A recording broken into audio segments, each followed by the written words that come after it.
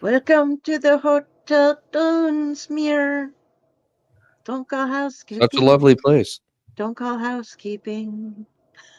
No housekeeping. No Housekeeping. Candygram for Mongo. Candygram for Mongo. lemon pledge. Ooh. All right. We've come to turn down your sheets. Mhm. Everyone thinks because you're a zombie, you don't know good coffee. Well, they're wrong. There's only one brew that gets my seal of approval. Deadly Grounds coffee is my guilty pleasure. The aroma is so intoxicating. It brings all of my neighbors out of the woodwork. Deadly Grounds coffee. Coffee to die for and zombie approved. It's good to get a little deadly.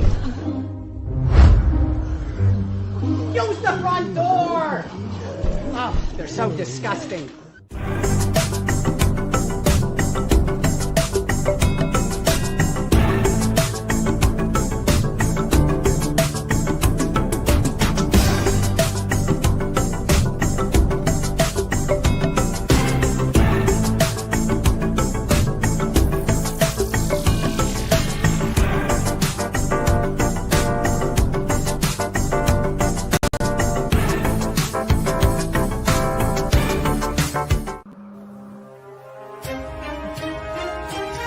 The Dorkening and all affiliated shows are not intended for anyone under the age of 18.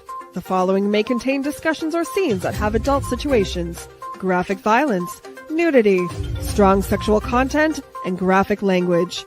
This show is intended for mature audiences only. Viewer discretion is advised.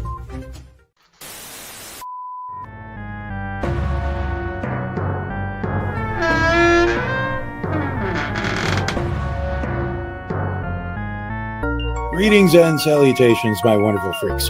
I am your Uncle Necro, and I welcome you all to the Tomb of the Terrible. It's the show in which I get to lovingly assault your senses with B-movie madness.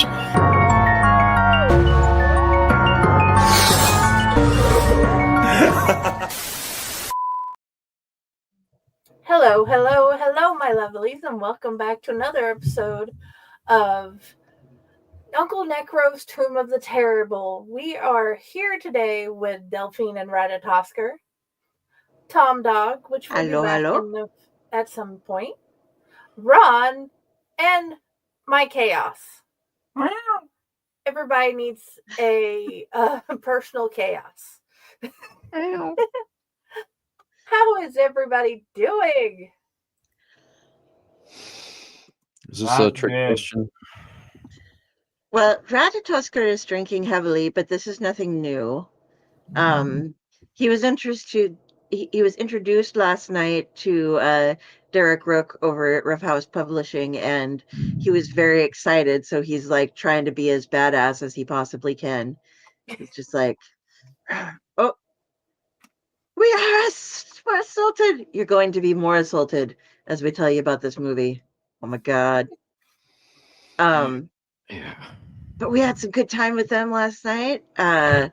We watched this movie a little bit ago. I like to keep things fresh in my mind, so I watched the movie day of the show if I haven't seen it before, and it was a movie.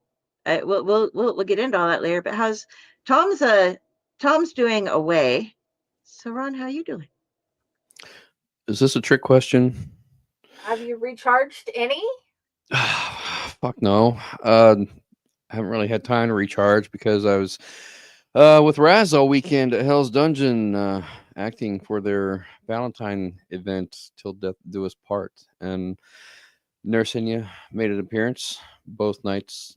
Had a really good time with that. Stayed up till 5 o'clock in the morning both nights. And yeah, just I got home Sunday afternoon sometime and started binge watching School Spirit on Paramount Plus, which so far I'm totally engaged in. It's a really good show.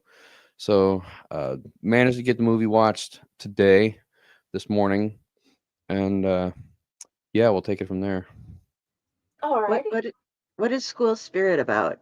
I've never heard of this. It's about a girl named Madison Nears that is killed somehow. She finds herself as a ghost haunting her own high school, where she meets up with a group of other students who are also ghosts and haunting the high school that have all died there at various periods of time. And she's trying to solve her own murder with the help of one of her friends from the living who can actually still see her. Hmm. Is it spooky or is it just kind of fun or?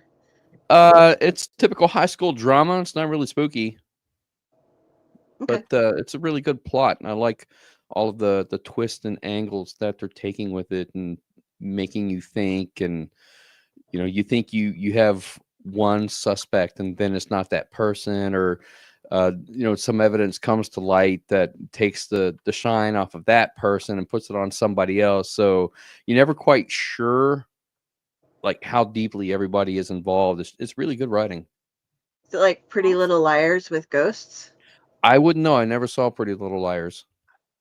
I got sadly addicted to Pretty Little Liars, and I watched the entire show. And by the way, fuck you for ending it the way you did, people behind Pretty Little Liars. That was not fair at all. There were no hints. It was really good. Well, except for the fact that apparently every adult, doctors, teachers, parents, all think it's okay to date high school girls. That was creepy.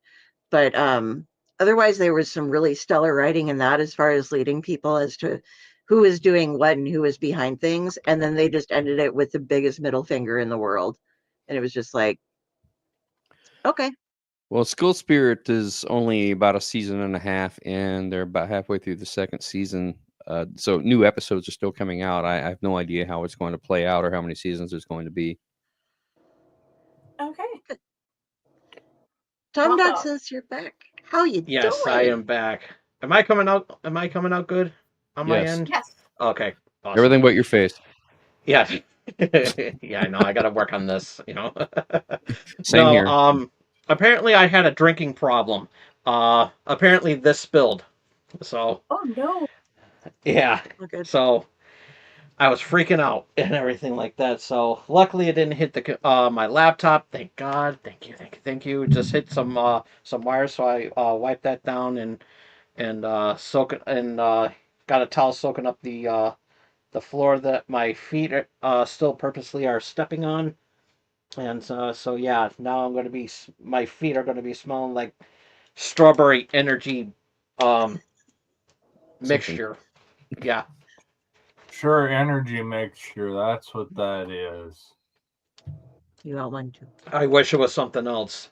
I'm going to have to sneak over to Ratatosker and steal his if he doesn't Here, mind. Okay. put it up. He'll top you off. Oh, Just over the mouth. There we go. Thank you. I needed that.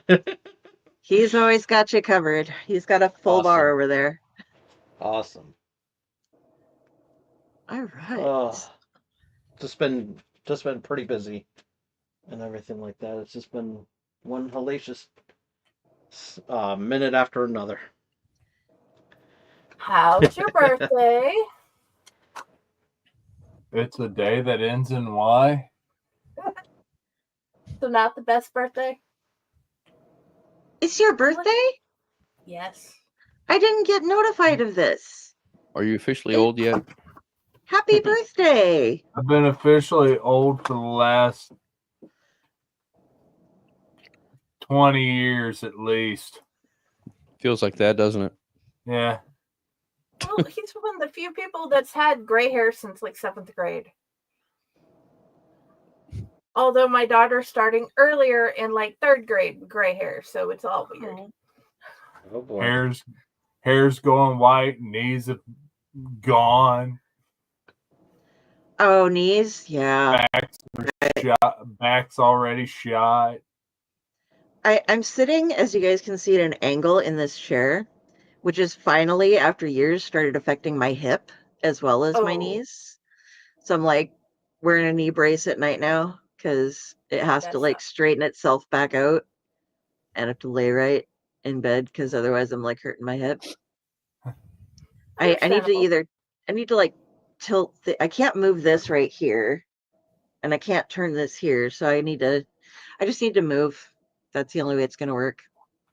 Oh, yeah. Okay, now that everybody's here, show of hands if this was your first time seeing the movie.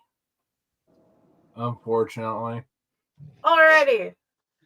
So none of us have ever seen it before. I guess let's start the rounds. What did you like about the movie? Well, what was Del our and first impressions first? First Oh impressions. yes. Oh yeah, I forgot about that. First, what was your first impressions? Well, as I looked up the movie and I was like, okay, what's going on with this? And it's a newer movie. It won Best Director at the Atlanta Horror Film Festival.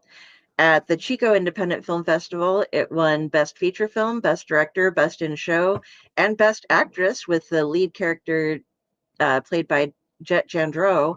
So I was kind of like, I wonder why Uncle Necro put this on our list of movies to watch, and because I'm like, it won 5 awards. It can't be that bad. And then I saw people being like, make sure you're ready, because this is a real slow burn, like really, really, really slow burn. I was like, okay, I like slow burns. That's pretty cool.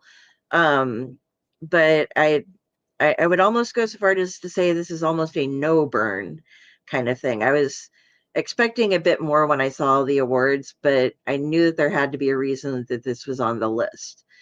And so my first impression was like, okay, I understand why this was on the list.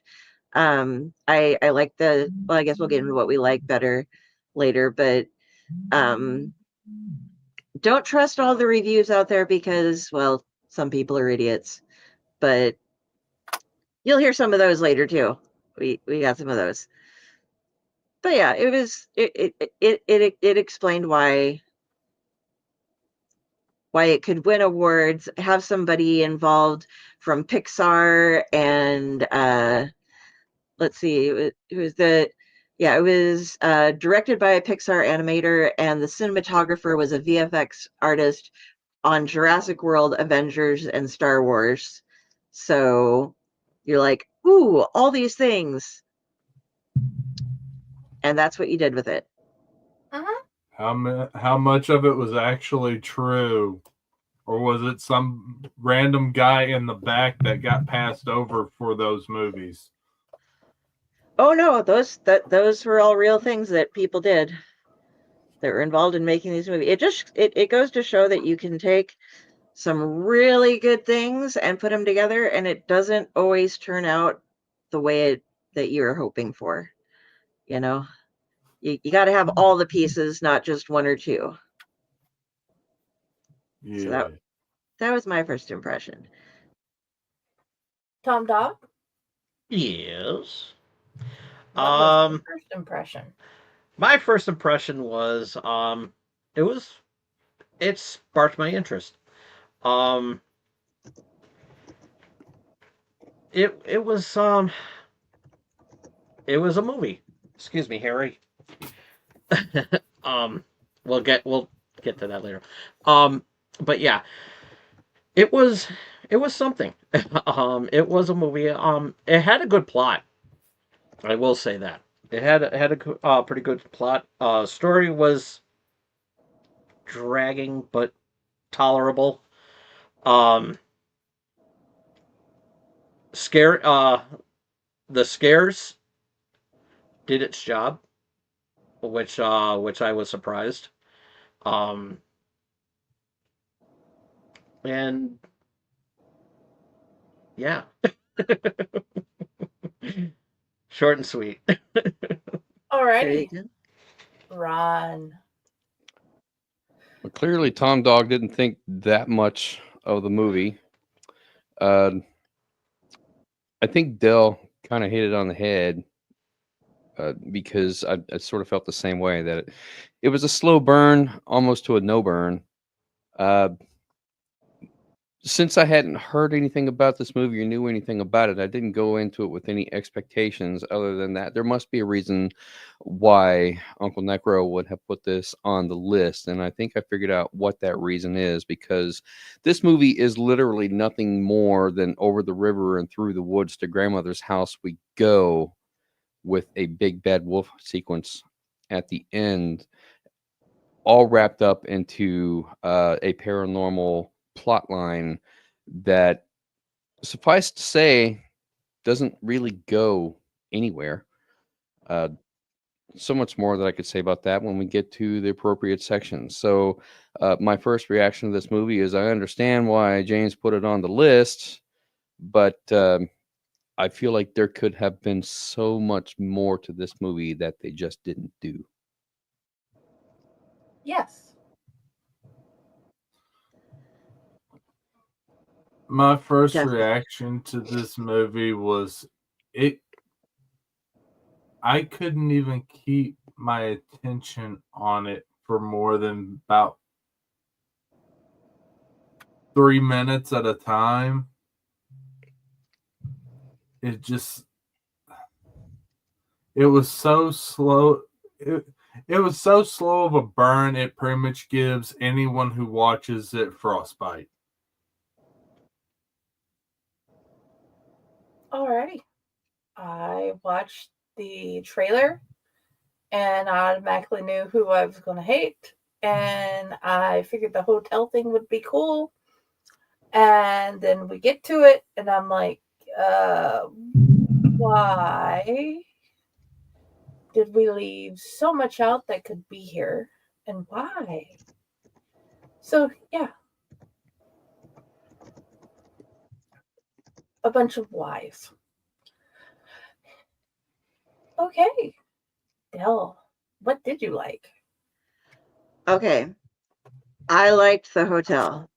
The thing is, this is a real hotel. And I want to go visit it. It's suddenly become like the second thing in California that I actually want to see. So there may be a way that my mom can drag me out there at some point. Because it looks kind of cool. Obviously, we didn't see much of it, but the idea behind the hotel, and it's true. Read a little bit of this real quick here. Ron had pulled up a great article. Here's the actual hotel's history. Locals have known Hotel Dunsmuir to be a haunted location due to its colorful history. The hotel is 5 stories tall, the tallest in the county, but you wouldn't know it because the floors are inverted, meaning they go 4 floors down into the ground. According to its website, it was built in the 1800s, but the first structure burned down in a large fire in 1903, which devastated the town. It was rebuilt, called the Weed Hotel, in 1904, with renovations built around the building's original brick skeleton.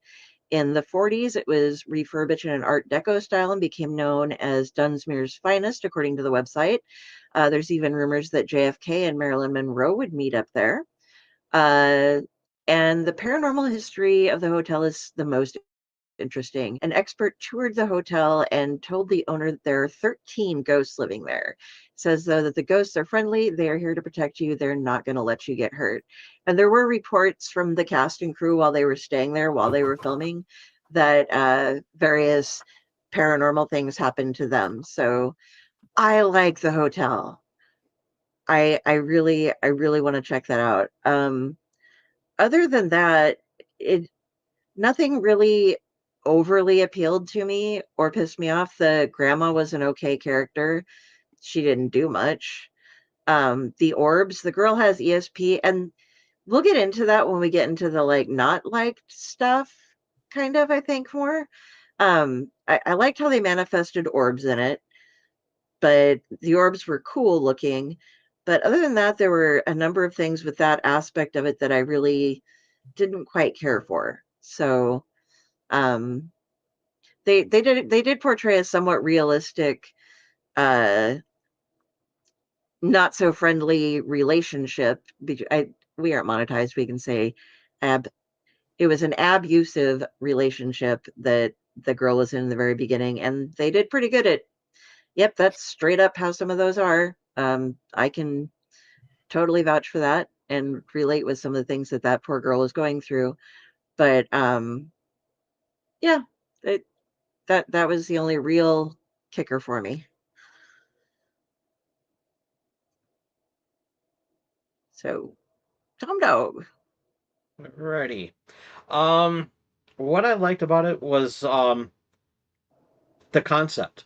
That I was mentioning the fact that it was in a hotel and tallest in the county, but you wouldn't notice because it was down underground and everything like that, which is awesome. I like that. Um, Gives it a nice creepy vibe, especially when they're in some dark areas of the hotel and everything like that. Which was, I thought, very creative. Um, like I said, the scary images, the jump scares actually hit because I actually got jump scared a few times. Um, Especially the first one was when the spirit was like housekeeping. So yeah, that was creepy. Um, the and yeah, like I said, the story was there too. Um, which was okay. Was tolerable. Um, for the most part, and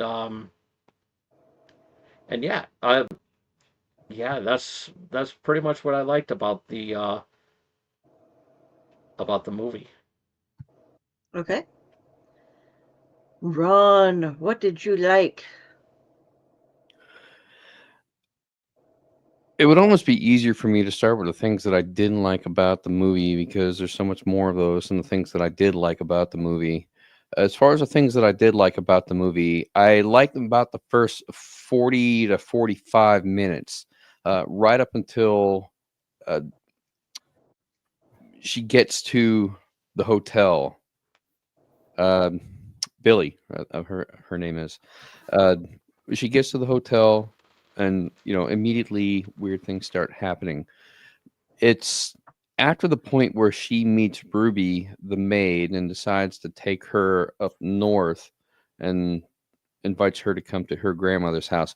It's after that point that the movie really starts to take a turn downhill and gets slower and slower without a whole hell of a lot of payoff until right at the very end, which I suppose, the ending was okay, but it seemed rushed that they could have put more storyline in there on the trip and revealed things slowly like they did the first part of the movie.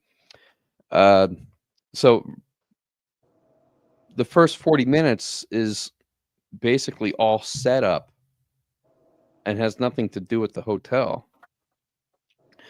The hotel itself is very cool, but you just don't see that much of it. It's basically in the movie for about 5, maybe 10 minutes tops, and then you never see it again.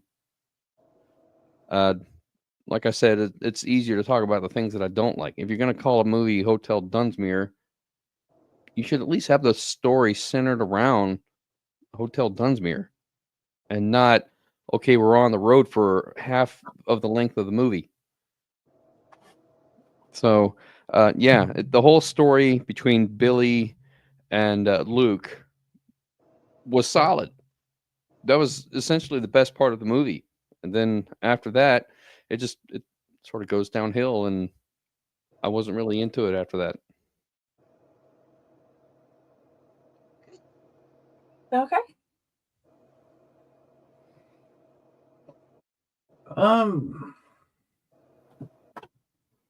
I'll be honest, I really ain't got much positive to say about this movie.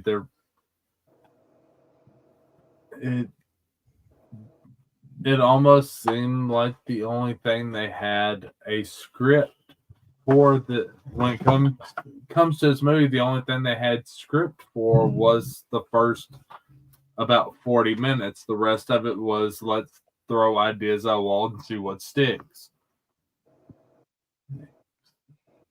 I mean, I guess a good point I can say about this movie is it had some decent jump scares in it. It had a couple decent little jump scares in it.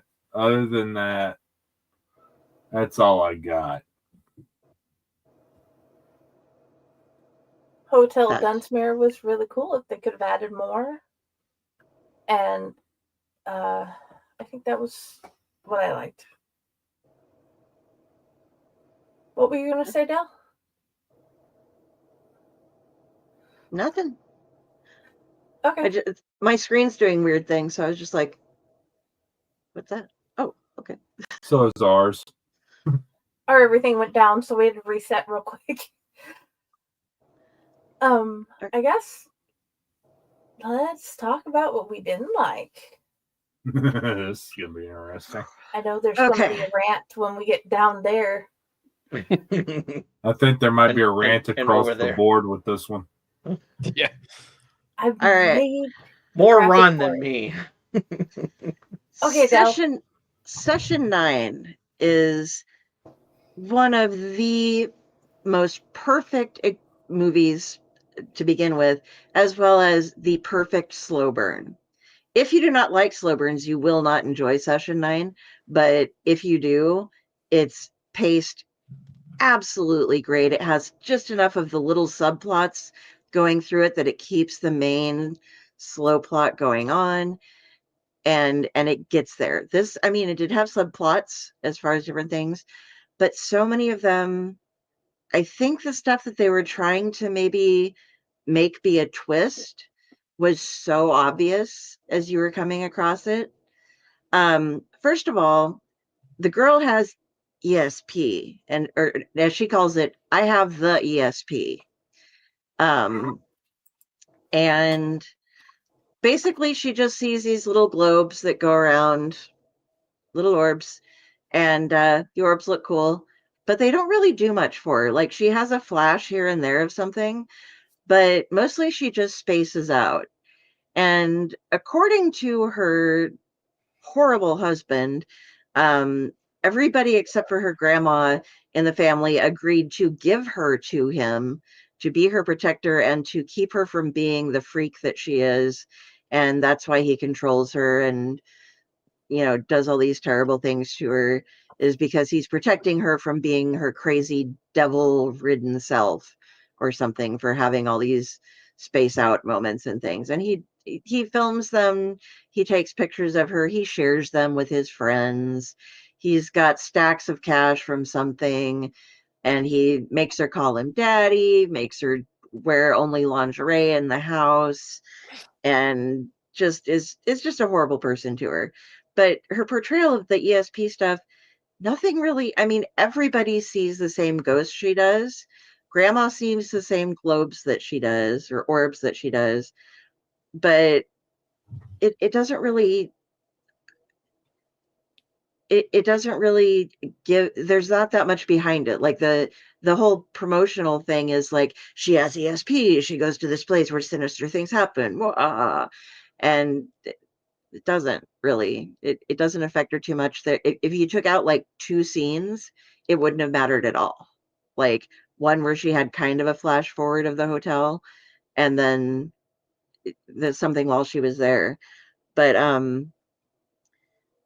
she's stupid, and she shouldn't be, because she's trying to be a survivalist and get through this relationship, and she's running from her husband and stops at a hotel and sees her husband's hunting buddy, who he was in the military with. He hangs out with all these military, those are the people he's sending the, like, porn of his wife to.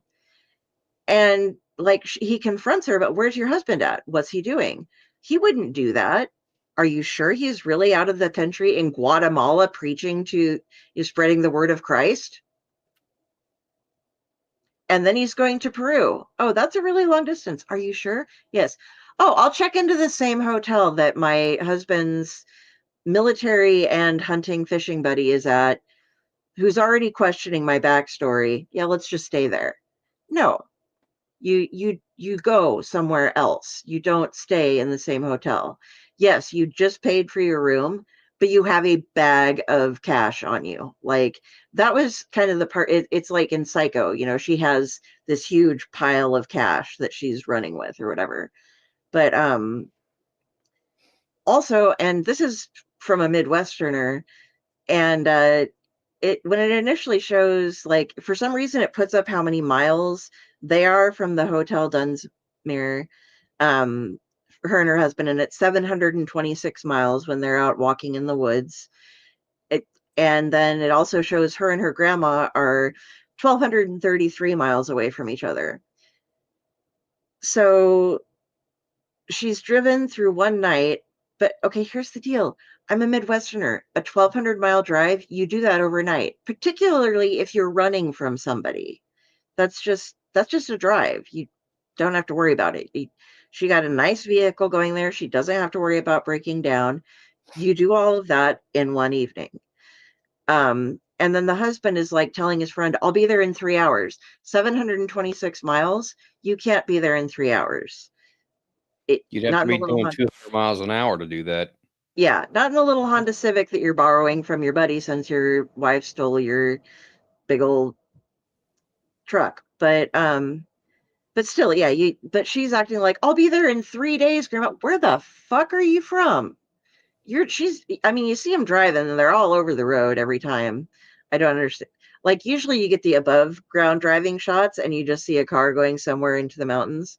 This was like interstate driving with a bunch of trucks, and then it would show like front point of view, and none of them could stay in a lane whenever they were doing that. I was really confused, especially because the police are going by her as she's leaving in the very first shot as she takes off, and it's like a 35-mile-an-hour zone, and you see her like gunning it and flying, and the police are going with their lights on in the opposite direction for some reason. But it must have been important because they didn't flip around and grab her, who was like speeding and swerving as she was fleeing the house. But yeah, so many little wrong things. She gets scared by the maid, and who is called the maid. It's a character that is haunting the hotel, and drives off to sleep somewhere else, then has to go back because she left her money and her cell phone there, which the friend, she leaves her door open. Constantly leaves her door open. Everywhere she goes, she leaves her door open. This does not make sense to me either. Fleeing the hotel, I will leave my door open. Okay, maybe when there's a ghost in there, but every time I'm walking to the hotel to grab things, I will leave my door open. I'm going to go to this other hotel. I'm going to leave my door open to the outside. Everywhere she goes, she leaves her door open. You don't do that when you're hiding from somebody. You know, that's just not what you do. So the other thing is, she picks this other maid who shows up, who she thinks is the maid, but is not the maid. She's just another maid. Is scared and like wants to leave, and she's like, okay, yeah, come with me. I'm taking off too. And then she shows her wrists because she's like, oh, she's crying. My boyfriend keeps me tied up, and she has these scars of like twine and just ripped open wrists. If your boyfriend keeps you tied up in the basement and you're running from him, why does he let you work? Does he just expect that you'll just come home after work to get tied up again? That was a big, like, I bet something different is going on with this character than exactly what we're being told. Because those are older scars, not fresh, but you're still running, but he lets you have a job where you would be able to get away, yet he usually keeps you bound in the basement. And I know that there are people in relationships, such as Billy, the main character, who just stays there until she finally gets convinced to leave. But usually they aren't the ones that are tied up in the basement. They're mentally tied up, you know? So that was kind of a, well, I bet you there's something interesting we're going to find out about her. She had the most character development building through the thing, because they put in little hints of things like that she was a kleptomaniac. They had her stealing the very few things that she could, but it would clip to her while she was alone, stealing a couple of 20s or 100s out of Billy's stuff. And so you got to realize, like, okay, this is a maid who is in some sort of abusive relationship at some point, or has some terrifying backstory, and she's also a klepto. But they just stopped in the weirdest places, like going once again, Midwesterner, road trip. Okay, I can understand that you're peeing behind a tree because you couldn't hold it, but you're going through all these little towns. You could have stopped off at a gas station since you were willing to stay at the same hotel as your husband's friend was. So peeing at the tree by the church, which was open, and something I know about churches is that usually they have bathrooms because members of the congregation sometimes have to pee. If you can go into the church, why are you peeing behind a tree? That was just another weird thing they put in there. It was almost like they put it in there to be like, hey, I found this Foley effect of something where I'm going, like, it's a peeing outside thing. Can you play it? They used a couple of those, like the guy cracking his neck and cracking his knuckles with his hands. It was like they had these really over the top, they weren't super loud or anything, but it was like obviously Foleyed in and like trying to match up as they were cracking. And it was just like, oh, we just really want to use this effect. We found it, so let's find it and use it somewhere. And I think I'll let you guys finish up. Those are some of the main things that just popped out at me, though, were just like, there's just so much wrong with timing and space, the mileage versus why would you tell us if it was that far? If you didn't, we wouldn't realize how weird it was that it's taking this long or this short of period of times to get around places. But you gave us specific things, and we know how fast a car can go, and you were on the interstate. So that's on you. So that's my little. I'm done now. I will pass it on. Tom, it's your turn. Okay. I did not like the husband. I did not like him. The way he treats Billy. I, just such a very abusive, toxic relationship. I just didn't like that. There's like so much domestic dispute, abuse going on there, or spousal or whatever abuse that they call it. But either way, it turned me off completely. But then all of a sudden I'm putting all the pieces together on why he's doing that and everything is because he's he's pretty much selling her body online and selling them to the friends. That's probably how he's getting the money with that. And I was like, okay, so you leave that in the open, and you're gonna, of course she's gonna try to go after it because I'm sure she knows about it. And how she escaped, you know she basically, he was basically right in front of his house, and he didn't hear the his his workshop door open, but yet he can hear a slightest thump of a key dropping on the ground, and that didn't bother me. That bothered me, and I was like, I was waiting for him to sneak up behind her in the workshop.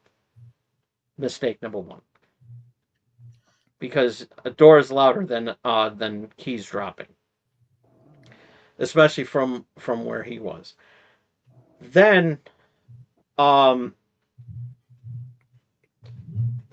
some dragging onward and everything like that. But they're going out to, they're out in the bar and everything like that, and he's a hypocrite. Anyways, the guy's a total hypocrite. He's trying to, she's like, oh, you're going to go to church and everything like that. And it's like, you're like a sinner and everything like that and everything. But yet he's posting nude photos of her, nude videos and whatnot of her. That's a sin. Coveting thy neighbor's, coveting is in the commandments there. Greed, of course. with all that money that's lying around in that open duffel bag, which I'm going to get to in a minute, and like this guy, and then they're at the bar, and he's just a jerk to his friends and everything like that. You know, they're like goofing off and everything like that. And the next thing you know, he's like, "Ah, you know, I'm like, dude, really? And then you see this this guy who, you know, at first you think that he's, you know, he would have been like, you know, a, a cliched hero of this movie, but no. Apparently, he's been selling the pictures too. And I was like, you gotta be shitting me. So I was disgusted with that, but I'm glad that she got, you know, that she got out to it. But then after that, it just got after when she finally made it to the hotel and everything, I was okay with. But then it just started dragging. So, but then, you know, she should have pulled over with the cops because, you know, and of course she's speeding. So, God knows what was going on that was more important than her almost causing an accident. The motion sickness with all the driving that these shots were doing, that was upsetting me. The light flashing, you know, like not flashing, but just moving around and everything like that. It didn't really bother me because I'm Tom Dog, not Tom Cat. You know, so if you have any cats, that probably would have done its job.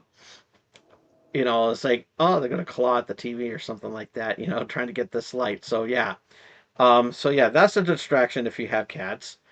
Um, and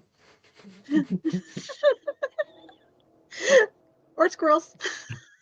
My cat slept through this That's movie, Oscar's like, so I don't know if she saw the orbs or not. okay, then that's a good kitty. You That was have a a good smart kitty there. kitty. Yes, that's. I Didn't almost have- slept through this movie too. I slept. Join the club. I slept for a little bit of it. That then I was stupid enough to rewind it back to the part that I slept on. So, Dumbass. but then again, but I had no choice because if I did, I wouldn't be able to be on here tonight and talking smack about it. Yeah, you could. Yeah. It wouldn't have been that hard to fake that you watched the rest because it's not that hard to make up what happened. Yeah. And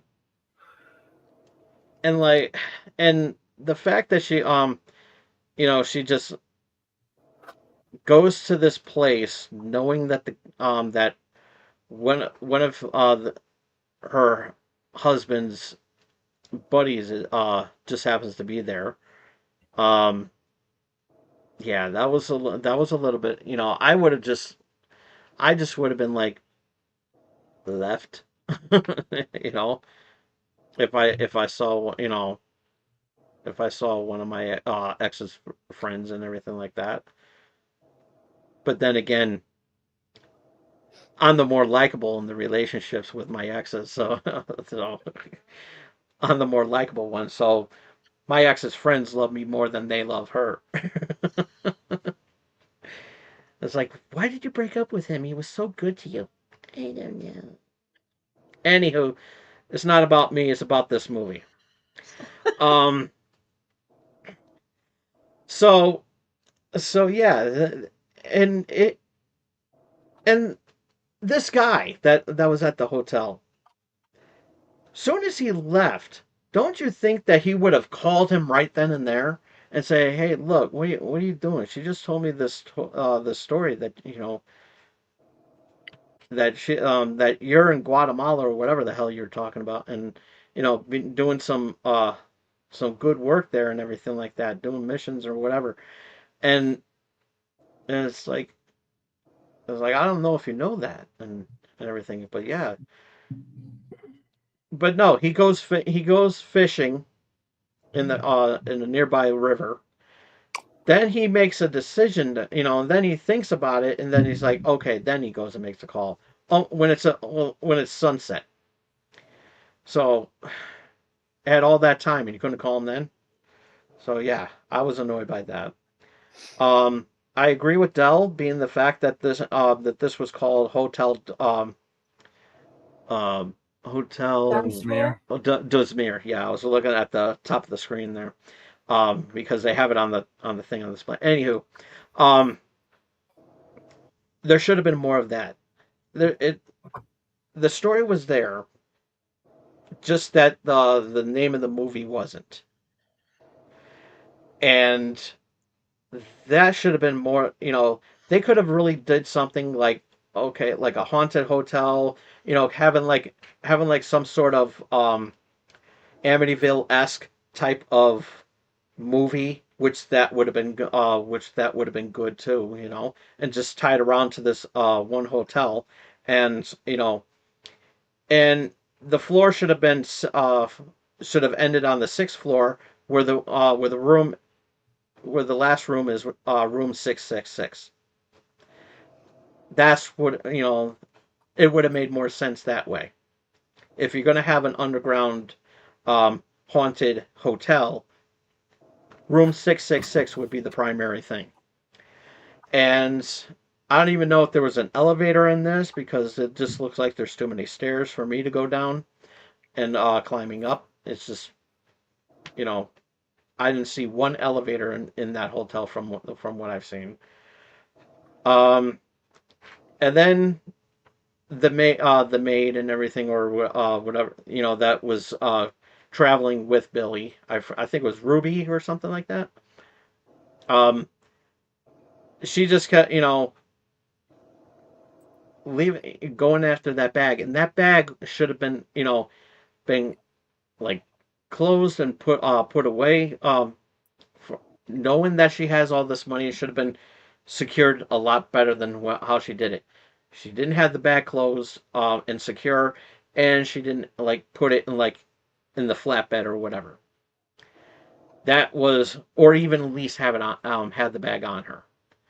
That was a total mistake. She just kept stealing, taking a few 20s and 100, and and then she's like taking the headphones and everything. It's like, oh, when we find a Walmart, and when we get to my grandmother's house, I'll get you a pair. That's a couple $100,000 in the car. We're going to Walmart. Yeah, and yeah, it's like, how could you be so so cliched redneck? And it's like this movie just reminded me of a really bad attempt at an M. Night Shyamalan movie, and it was, I don't know, and the ending was, I will agree that it was forced, and it was just like, the ending could have been a hell of a lot better, in my opinion. But yeah, that's pretty much all I hate about the movie. And then I did forget one thing about the guy going after her. As he was driving, um you could see his hair was kind of looking like a devil in a way. I don't know if you caught that. It was like the husband, Luke's hair was kind of sticking out a little bit, kind of like horns on a devil. Then when it's even more darker, there's like all this red on his face, and it's like you get like from like red light shining on his face. It was like complete. He is the devil. So yeah, that's more hypocrisy right there. And one more thing, um, how he died. I don't have a problem about him getting stabbed in the back, but the blood, too juicy. Well, Consistency. there was Consistency. there was foreshadowing for that, because Grandma Voodoo Doll had the altar of him with like the stabs in the back, and maybe they just, because she had put fake blood, that she made. He used his blood suddenly became the. I'm just grasping at straws here. It was like bursting a pouch of Capri Sun. Bad. And that's how I looked at it. But yeah, with the voodoo doll and everything, I looked at it as good foreshadowing. So yeah, that was pretty good.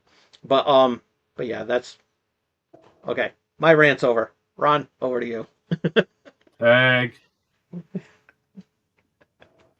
I want to start out with a plot hole that is not so obvious, but something that I thought about when the manager of this hotel says that it's inverted, that the floors go down into the ground. There's about 4 or 5 floors that are underground. And we know that this hotel is located in California, which happens to be known fairly common for earthquakes, which really made me wonder whose fucking brainchild genius idea was this to build a hotel downward into the ground in a state that's known for earthquakes. But it's No real. wonder the damn thing burnt to death, or burned down back in 1800s. I don't know. Was that earthquake related? I had to wonder. I'm not entirely certain that I would want to stay in a hotel that is buried into the ground in a place that's known for earthquakes. How do they keep this thing from collapsing in on itself? Now, okay. Most of the earthquakes, as we know, are centered around Southern California, like Los Angeles, etc., San Andreas, and all that. But seismic waves move outward. They're going to move through the ground, and they will spread north. You're going to get some of those after shock effects from the earthquake. Are you entirely certain that you want to be trapped underground when one of those seismic aftershocks hits this hotel and you're in it? So, yeah, I'm not entirely certain that that's the best idea to build a hotel underground in a state that's known for earthquakes. Yes, Tom. I have a theory on that. Okay. I think before the hotel was ever even considered, I think that this at one point was considered as a one-stop shop for smugglers and immigrants. That is entirely possible. And you could be right. I don't know enough about the history of the hotel, but that's just like when the manager explained that it was built into the ground. I'm like, maybe I shouldn't stay here. Has nothing to do with the fact that it's haunted, but I don't want to die in a freaking earthquake if one happens to hit overnight, and this place isn't. It's already fallen once, so probably not the best idea. Okay, anyway, all that aside, because that's just something that I thought about when he said that. All right, first off, Luke says to Billy when they're at home, "What do you call me when we're home?" And she says, "Daddy." All right, so now we got some daddy dom context that's going on here. All right, now I have nothing against the lifestyle if that's the lifestyle that you choose, but there's a right way and a wrong way to portray this type of lifestyle, and this movie is clearly the wrong way. Now, if you are a person that's not very familiar with the daddy dom lifestyle, daddy dom baby girl, this is not the movie to watch for context, because it will give you a very wrong idea about what a healthy daddy dom lifestyle could be, assuming that that is a possible thing, that you can have a healthy daddy dom baby girl lifestyle. But we're not here to kink shame. I just thought that, no, they could have completely taken that out of the movie altogether, and it would not have changed a damn thing. It would still have come across as an abusive relationship. Now, he never actually physically harms her. It's a lot of mental abuse. But he does throw her into a wall and gives her a concussion. At one point, yeah, when he feels like he's been pushed beyond his limit, or she's pushed him beyond his limit. But other than that, we don't see him physically abuse her very much. It's all very just mental and commanding, just domineering type relationship. So I feel like they could have done that abusive relationship in a different way than adding a daddy context to it, and it still would have come across as an abusive relationship. You still would have hated Luke just as much, that you didn't have to bring that whole lifestyle aspect into it. I just think that was a bad idea. He's already an asshole.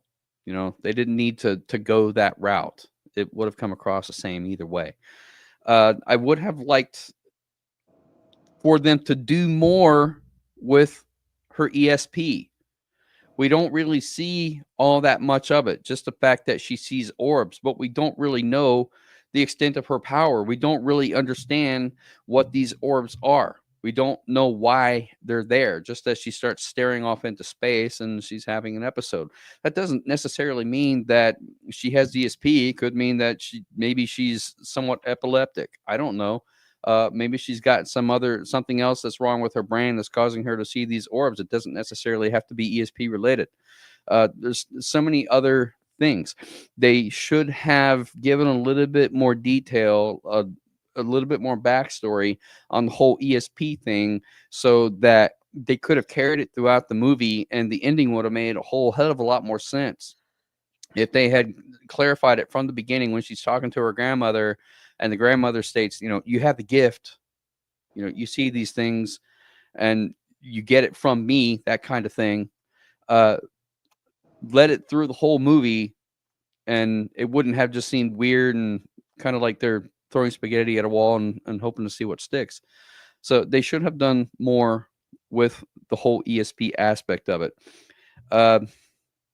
Also, when she does get to the Hotel Dunsmuir, which we've already stated, the whole movie is named after this, and it's barely even in the movie itself. It is so freaking random that she would run into somebody from her hometown that knows her husband.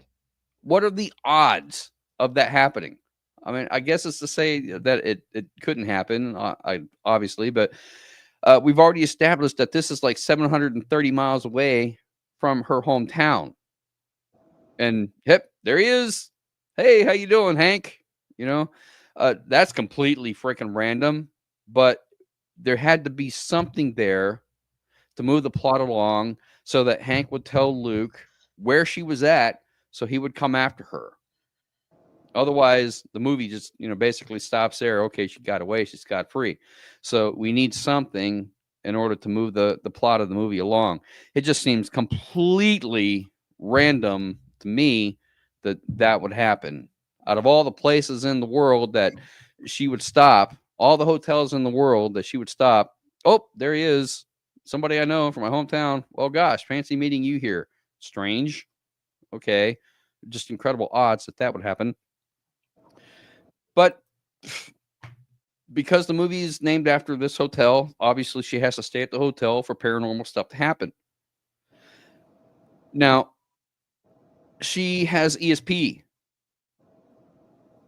She would be extrasensory perceptive to the things that would be happening in this hotel. But clearly, everybody that stays at this hotel seems to have some kind of paranormal activity happen to them. We just don't know what it is. But then Ruby, the other maid that she meets, starts talking about the maid, who is, I guess, the villain in this movie, other than Luke. And Ruby is just basically off the entire movie. And I wasn't sure if it was just bad acting or if she was supposed to be acting like that, just completely off kilter the entire time, which made me think that there was more to her story than meets the eye. And you do get to find out what that is. Obviously, you know, something is different about her. But I would have liked for her to have some semblance of normalcy without being completely strange the entire time, so that these two girls are bonding over this trauma, because it just doesn't feel like that. Also, what are the odds that Billy, who has just gone through all of this trauma, ends up meeting another girl who was in the same situation, and it just so happens to be in this hotel that's haunted where Ruby is working? Coinkadink? I think not. Plot armor? Most definitely. Something had to happen, but it just seems weird to me that the very first thing that would happen to Billy after she leaves her hometown is that she meets exactly another girl who's in the same situation as her. Just now we've got two random odd events where the chances of them actually happening are just infinitesimal. They both happen in the span of a couple of minutes, or in the span of overnight. I don't really buy it. You know, it's too just far-fetched and too out there for it to logically make sense to me that something like this could happen at this random hotel in California that, you know, is it doesn't really make sense to me. But if they had done more with her ESP, where she was having images from this hotel even before she ever gets there, if she was having images of Ruby even before she ever meets her, then they would have set it up. It would have made a hell of a lot more sense. They could have taken the story that way, but they didn't. So the first 40 minutes of the movie is her relationship with Luke. All of that is solid, but they could have done so much more with everything after that 40 minutes, after she leaves Luke, by setting up the storyline. That's where it fell apart. It's once she gets to the hotel. And then everything after that is mostly just her on a road trip for another 500 miles until they get to her grandmother's house. Over the river and through the woods to grandmother's house we go. Which takes and 3 then we days get for to some our reason. What's that? Which takes 3 days for some reason. Yeah, into the woods to grandmother's house. Into the woods to grandmother's house. And then we get to the big bad wolf, Luke, who literally is playing the grandmother when they get there. My grandma, what a lovely beard you have. My grandma, what big eyes you have. I mean, isn't that exactly what happened in Little Red Riding Hood? And this is why I think James put the movie on our list. Because it's nothing more than the big bad wolf and Little Red Riding Hood. That's why he wanted us to watch it. And the ending, who cares? We finally get Ruby's backstory, which they could have put some scenes throughout. If Billy has ESP, then maybe they could have done something where if she makes a physical connection with Ruby, she could have seen images of Ruby's death play out and really started to understand. Then they could have had some bonding. Then they could have had some connection. But I just never really felt that they ever really connected. It would have made a hell of a lot more sense. So finally, when they are both confronted with their demons at the end, Billy with Luke and Ruby with the maid, which turns out to be the boyfriend that killed her, there would have felt like more of a sense of satisfaction that they both got what was coming to them. But it wasn't really there. Yes, Del. Something else with that you just were, when you were saying that, it just occurred to me. So it shows that, as you'll find out, Ruby actually was a maid at the hotel. He was a serial killer. The guy who ended up becoming the maid. Hotel. Yeah, and she was killed. Most likely, they make a big deal out of it because of petty theft from his room. Mm-hmm.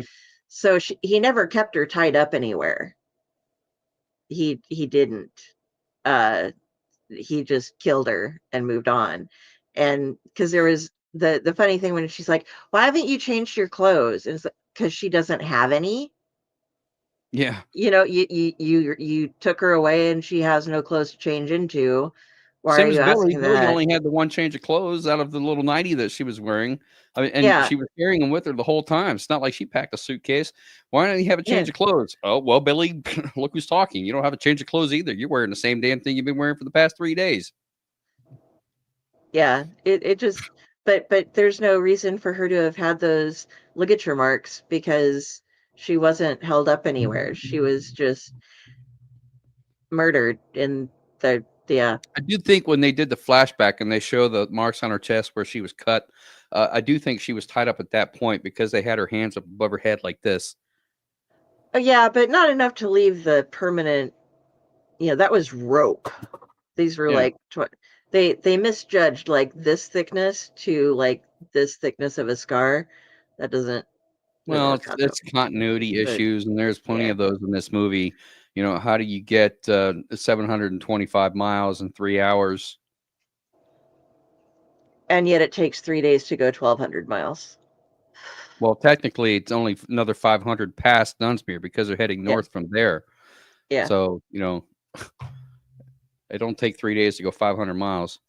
They just needed to talk to a Midwesterner, and we could have fixed all of that for them. Yes, we Their all math ain't measure. mathing is what it is. We measure all of our distances by time, not by miles. So Effectively, the whole thing about this movie is it's another one of those. What's the movie that James loved so much that I hated? you're asking a lot there. Yeah. No, the religious movie. Pray. Yes. Where they drag a movie out for an hour and a half for a story that can be told in 30 minutes or less.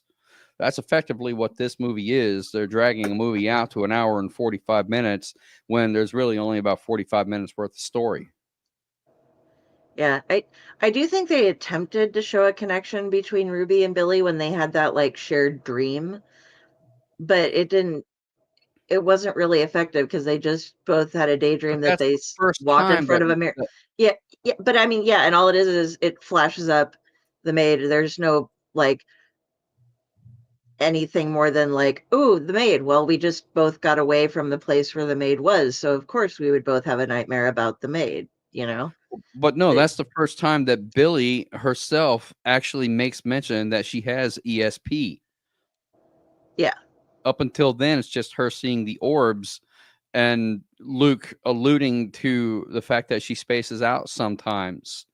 But we Yeah. never really know it's ESP until Billy says something.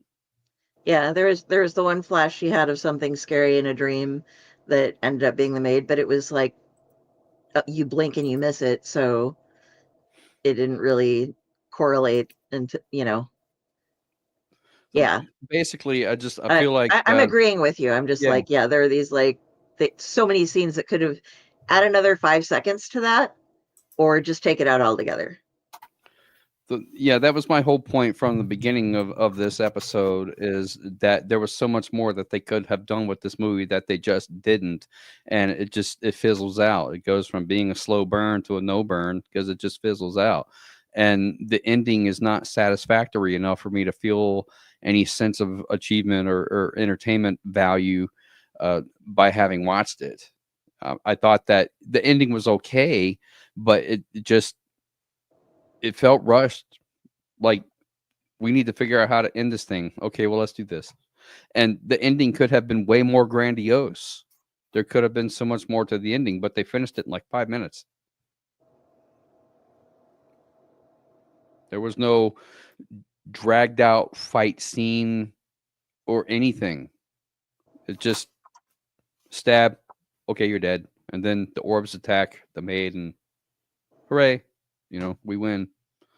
And that was it. Well, no, I would like to have seen way more paranormal shit happen throughout the course of the movie, and that could have been linked to Billy's ESP, and they just didn't do it.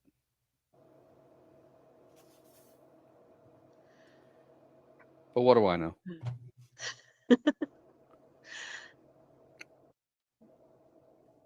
All right, Chaos. Wow us. All right. First of all, they had an opportunity with all the car driving scenes that they did, because at random points during these driving scenes, they pan in real close into the cab and then start playing eerie music. You almost expect when they pan out to the road behind them, like they do several times, that either a cop, one of her abuser's friends, or her abuser to pop up and start chasing them. And them have to try, like, duck into this abandoned building to evade them. But that never happened.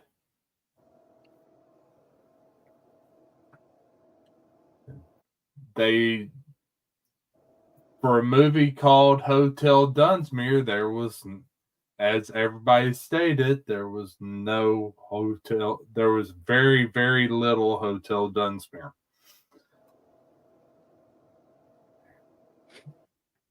And as I said a little bit earlier, the way they made this movie, it was almost like the only script they made for this movie was the first 45 minutes, and then literally told every actor, run with it.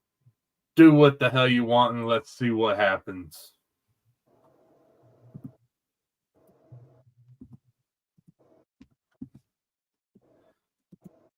And then, of course, with Billy, for a woman who is running from an extremely abusive relationship, she absolutely cannot lie for shit.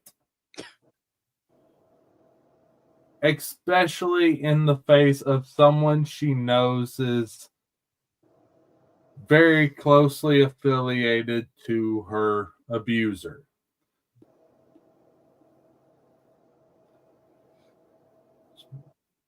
And then I've made very long vehicle trips. One of the longest I've made was from down here in Central Texas, all the way up to the South Dakota, North Dakota border, which is about 1,200 miles, give or take, about 50. That's a 24-hour trip at worst. You ain't taking 3 days to make that trip.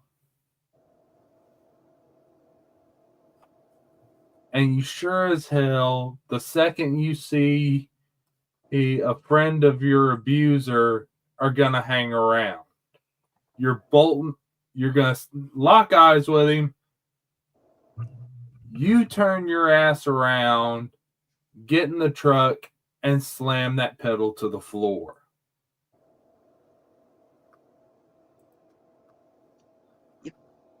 And that 500-mile trip that would usually take about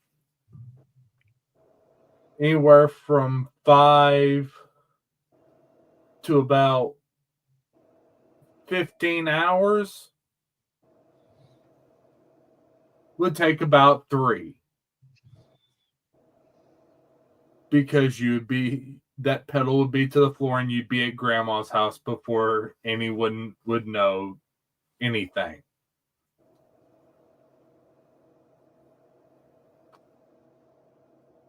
It was almost like they started with the movie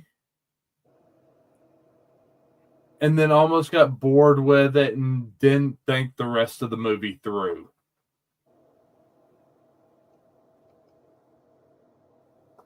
They just like, okay, we started it off good. Let's just finish this and move on to our next project.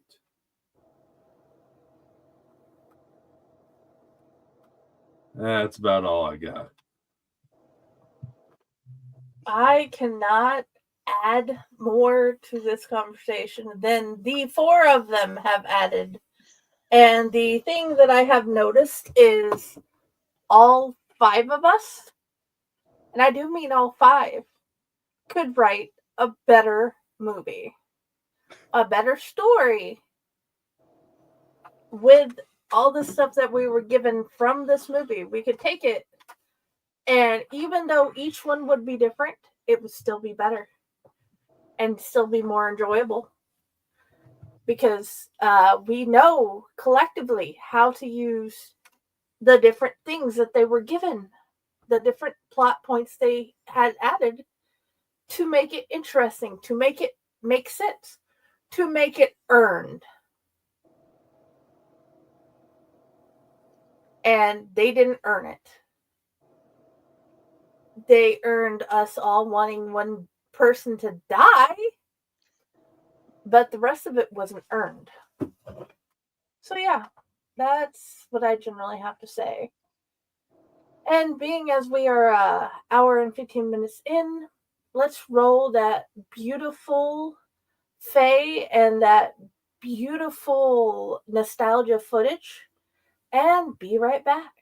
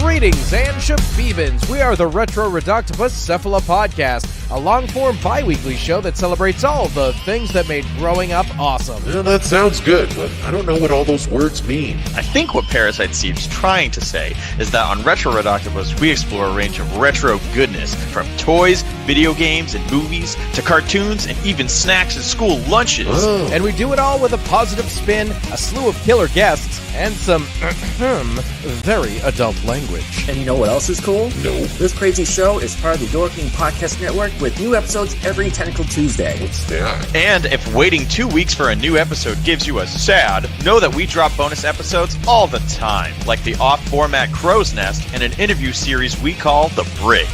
You can listen to Retro Reductibus on Apple Podcasts, Spotify, Stitcher, or any app that's cool enough to carry the only show that celebrates all the things that make growing up awesome.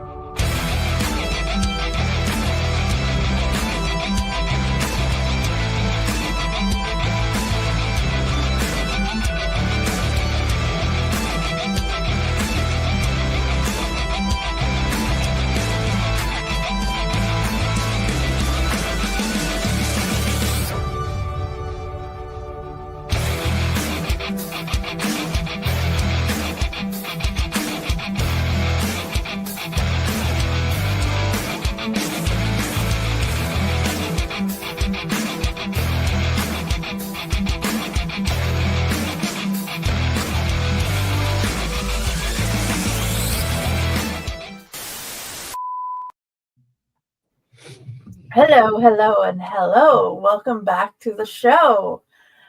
Del, you had the reviews for us and some interesting things that you and Ron found? Yeah, well, I already told a little bit about the history of the hotel, but I'm going to read to you. I couldn't find that many on Amazon, but I'm going to read to you 2 reviews that I did find that were the positive ones off of IMDb.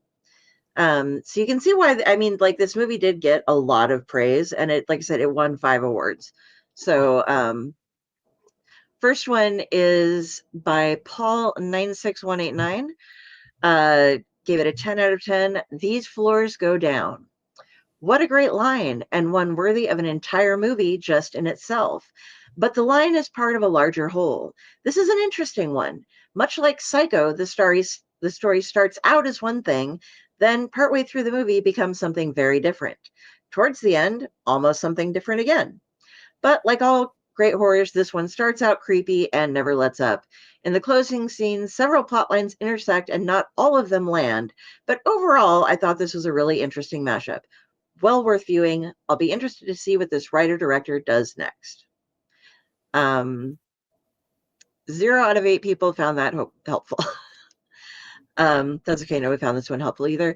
This one is by Dodsworth McGillicuddy, and they rated it a 7 out of 10 with the title of cinematography 9.5 out of 10. This is not my genre, but found this title when recalling the motel I stayed in Dunsmuir, California in 2019. Startled to find this. Dunsmuir is a nice, underrated town well above Sacramento. It's not as remote as it appears, but just off the I-5 freeway. Great location choice. Anyway, this story is a complete mess with holes.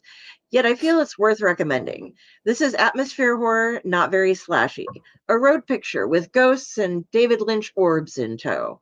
Thinking about it, this could fall into the Manos Hands of Fate universe mixed with a Twin Peaks the 2017 return episode, yet not too derivative. What stood out was the fantastic cinematography on such a low budget. The director and DP are from contemporary A-list titled visual effects crews, and this must be their pet project. For once, I could not tell if it was film stock or digital. Great depth and compositions. It was leagues ahead of many A-list shot movies, which have gotten all dark and flat looking to me. I'm an 80s kid who won't let film stock go. If this was digital, I'm blown away. The lead actress is quite good, and the supporting cast has their moments. Everyone involved seems enthusiastic about what they are doing. Some of the sound editing choices are weak, in addition to handfuls of other flaws, but was never taken out of this film. Accomplishment is a missed opportunity at greatness. Go in expecting a mood piece, not a horror classic. Video cover art makes it look like disposable streaming content, but it's way better than that. Look up the crazy history of the actual hotel. It's one of many underground architectural anomalies of the distant past that aren't talked about enough. These submerged structures are everywhere. Honestly, they could have just done more with the underground setting like Jordan Peele's Us had attempted. So those are the 2 positive-ish reviews that were given to it. And this film inspired a Reddit thread. I worked on a terrible B-list horror movie, ask me anything. When asked what they did about it, they were part of the sound crew. And what some of the problems were include, like, and this is to get to something somebody else wrote in there, is the issue with what they were going for was it needed to be fast-paced at times, and a lot of the shots that required sound gave me no space to capture sound effectively. There was a lot of me crouched in the backseat of a car holding the microphone with my gear around my neck. In one scene, you can see the microphone sticking up. I love horror and was excited until I read the script and saw how bad it was and got even more excited. Nothing beats horror except for poorly made horror. Now, the reason that was important is because we dropped down to help. My aunt just asked me, this is by Stendy 2017. The original poster deleted their name, so I can't quote who they are. Help. My aunt just asked me to watch this because her friend plays the grandma, who is the best actor in the film, and she is not an actor. And my aunt lives near Dunsmuir, so we are there all the time. How long was the shoot? It looks like it went from summer to winter in 2 days. There were so many holes in this script. It's like a 5th grade class wrote it together as a project. I cannot believe he said that someone from Pixar actually hired to be on their payroll was responsible for this writing. I am all for indie self-produced film, but at least ask your best friend to watch it first and ask them to tell you the truth. If you ever read this, I have so many questions I need answered. I just hope you ended up with a fun trip to California and you actually got to see how beautiful Dunsmuir is, no longer no matter how long they made you lay on the floor of that stupid red Toyota. Okay, actually, that was the best character of the film. Not gonna lie. The one other horrible part of it is that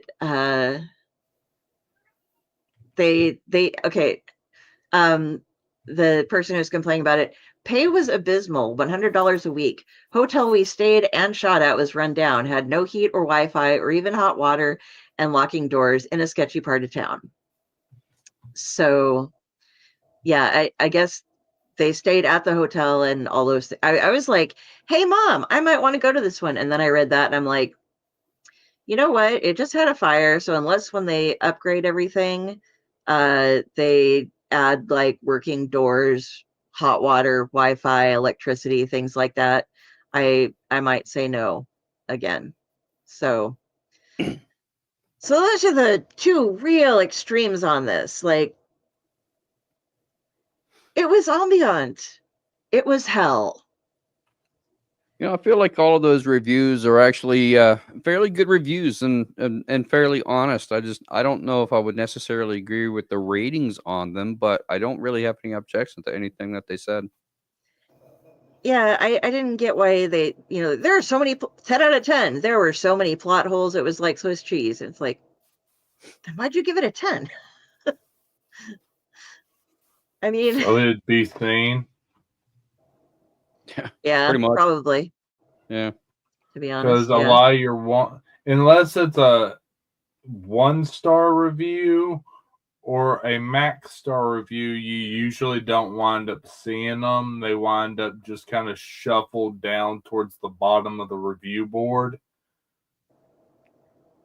This one, fortunately, is so unknown that it didn't have very many reviews at all of any kind. Yeah. So, and most of the people who really didn't like it were just like, "This was a bad movie, don't watch." So I didn't bother to grab any of those. I can't argue with them either. Yeah, but it's not worth reading somebody's name to have them say one sentence.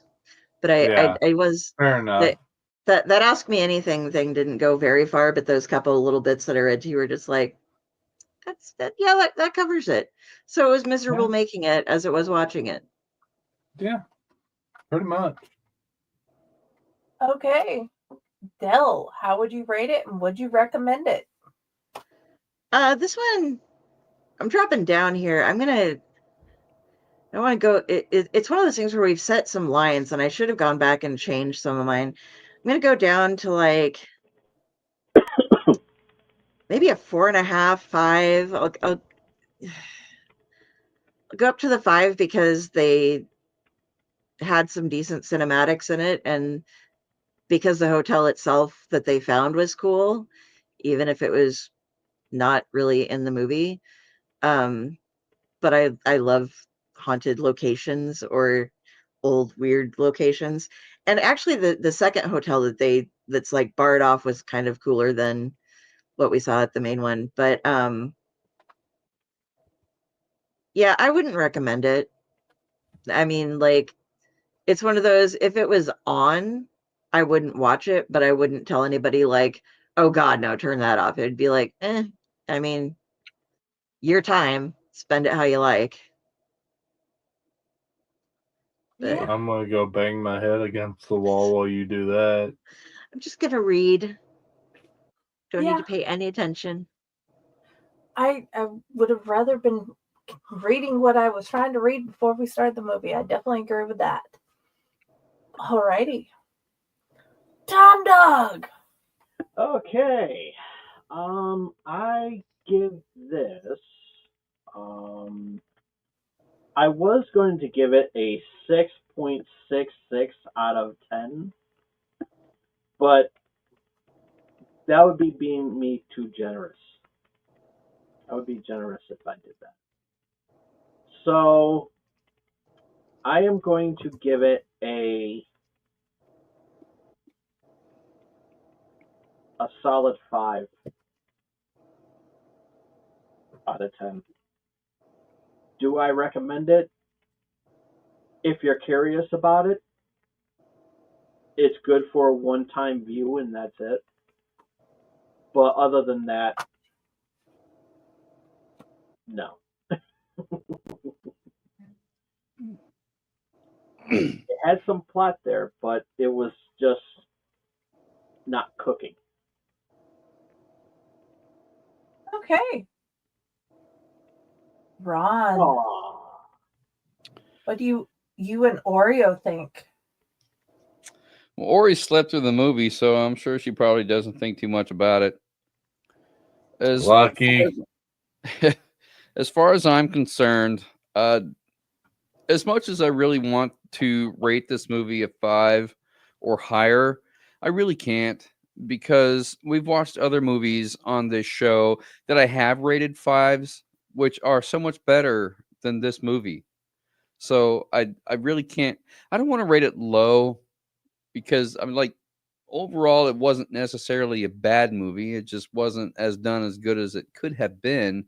So I'm going to stick with maybe a pretty solid 4 for this one. And, I don't feel like that's being generous at all. I think this is literally like par for a 4 type movie.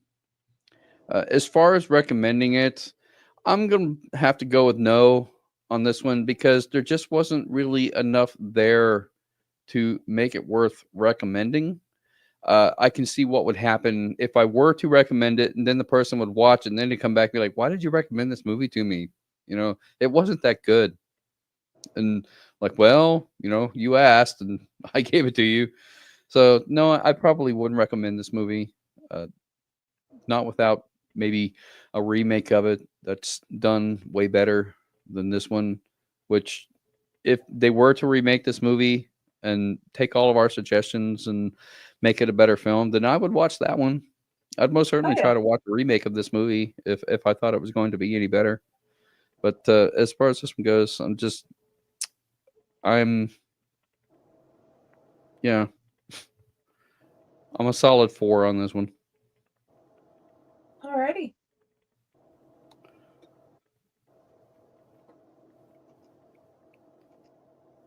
I can't give this movie more than a 2. I cannot stretch it more than a 2, and that's on the few decent jump scares alone and the little bit of plot they kind of tried to have.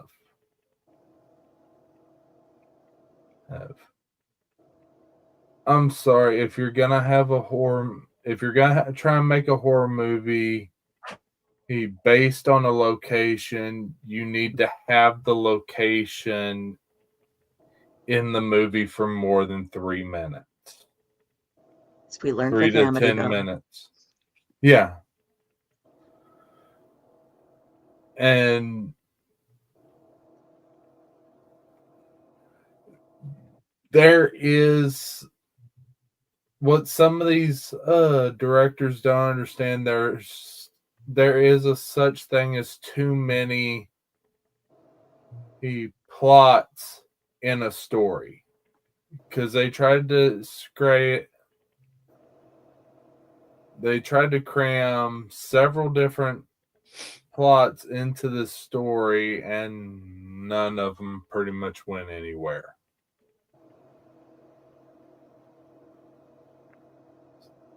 And I can't even in good conscience recommend this to an enemy. Do you even have enemies? I can't imagine you. I don't even have a conscience. I choked that little bastard out decades ago. Good answer. I agree. I wouldn't recommend this to an enemy. Yes, I have an enemy, but we're not going to explain that. Not on air anyway, because you'll find out why I did not like the husband. I'd give it a 4, because I've given a lot of the Amityville ones less, and they were worse. Spooked on Spurlock could definitely write a better hotel horror. They are they did comment, so we gotta. Candy Joe could definitely write a better hotel horror. W.S. Greer could write a better Daddy Dom story. He has. We all could write a better horror movie. And I'm pretty sure we all have better horror stories out. Yeah, I don't generally recommend it unless you want to rewrite it and make it better for us. Okay. It looks like I'm the asshole of this episode. All right. Are we ready to see what we want to watch? Well, but we maybe not want to watch, but what we are going to watch next week, boys and girls. I do want to make a Please point do before we better get than to the this. wheel, though. I want to Okay. make a point before we get to the wheel. Yes. As far as slow burn movies go, if you want a really good movie that does a great slow burn, then look up the movie Brightburn. If you're not familiar with it, it's a Superman origin story, but it asks the question, what if Superman had turned out evil? But to me, that's a perfect example of what a slow burn movie should be like. And I loved Brightburn. I thought it was a great film. And this movie, they set up like the dramatic tension with the suspenseful music, but there was just never any payoff. And so if you want a slow burn, check out Brightburn, because I think that's a really good example of what this movie could have been and wasn't. Okay. Sounds cool. All right. Get ready, everybody. Ba-ba-bum. Jenny, are you ready? Freddie, are you ready? Yes. Okay. Boom. Can't watch it. Get comfy. All right, what do we got? The Sand. The Sand. I thought it said The Stand at first. I was like, oh, I've already seen that one. Yeah, that's what I Nope. thought. The Stand, The 2015. Sand. Okay. Mhm. It is Not to familiar be. with this one. To be. Okay. To be or not to be. It is to be. I am not familiar with this one.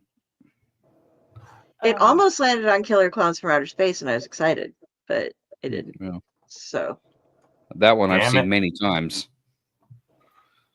After an all-night graduation beach party, a group of hungover 20-somethings awake to the beating sun and a seemingly carnivorous beach that devours anything with a heartbeat that touches the sand.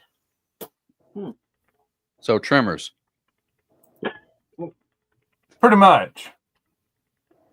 That thing that was on the raft with Stephen King that landed on the beach and then it just decided to turn into sand. Just like. But yeah. Yeah. Alrighty. Alrighty. Once again, we are almost as long as the movie. Yes. Well, everybody had a rant for this one. I just decided, you know what? They all covered everything except for this one point. Almost as long as the movie, but still better than the movie. Yes. So I prefer to go back and rewatch this episode than have to watch that movie again. I know, right? I'd rather get my teeth pulled with no anesthetic than watch this movie. Watch the actual movie again. And I would give this there are other episode a movies better I rating like. than the movie. Yeah, right. Because this episode would get a 10 out of 10 every time. Well, thank you all who has watched the show with us, who has commented, and thank you all for being here, all my co-hosts. I wish to give all of you big hugs. Please join us next time as we find out about the Sand movie and tell y'all what we think about that. I am forever the stand-in, but never ever the replacement, Friday, and I appreciate you being here. Good night. Have a nice week, everybody. Yes, have a good week. Burritos, no cheese.